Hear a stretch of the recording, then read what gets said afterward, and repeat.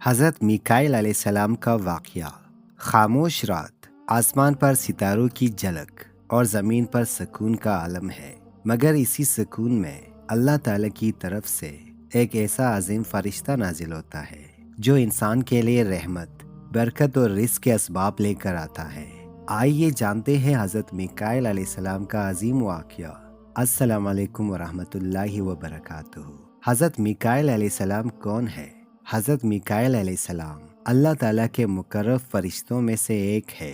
حضرت میکائیل علیہ السلام کا کام دنیا میں اللہ کے حکم سے بارش برسانا، زمین کی زرخیزی قائم رکھنا، رزق کی تقسیم کرنا اور فطری نظام کو جاری رکھنا ہے۔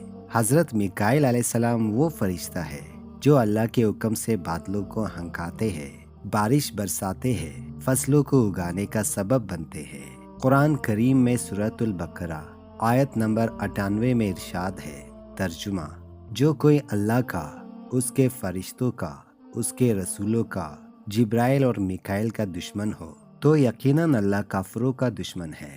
یہ آیت بتاتی ہے کہ حضرت میکائیل علیہ السلام کو بھی اتنا ہی مقام حاصل ہے جتنا جبرائیل علیہ السلام کو۔ احادیث میں آتا ہے کہ حضرت میکائیل علیہ السلام بہت زیادہ اللہ سے ڈرنے والے، عاجزی کرنے والے اور رونے والے فرشتے ہیں۔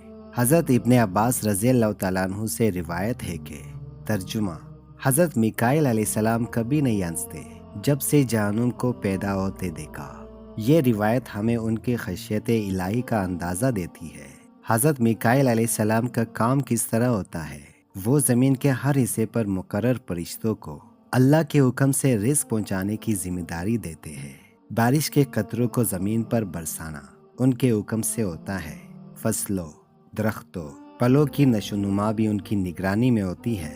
واقعہ حضرت میکائیل علیہ السلام اور حضرت محمد صلی اللہ علیہ وآلہ وسلم۔ ایک روایت کے مطابق حضرت جبرائیل علیہ السلام کے ساتھ حضرت میکائیل علیہ السلام بھی کئی بار نبی صلی اللہ علیہ وآلہ وسلم کی مدد کے لیے آسمان سے نازل ہوئے۔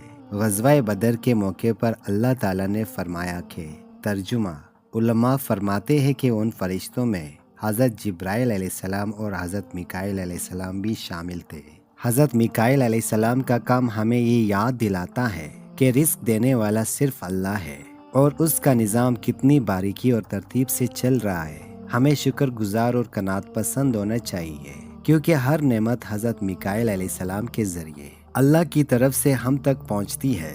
ہمیں ان فرشتوں سے محبت رکھنی چاہیے جنہیں اللہ تعالیٰ نے ہماری خدمت پر مامور کیا ہے۔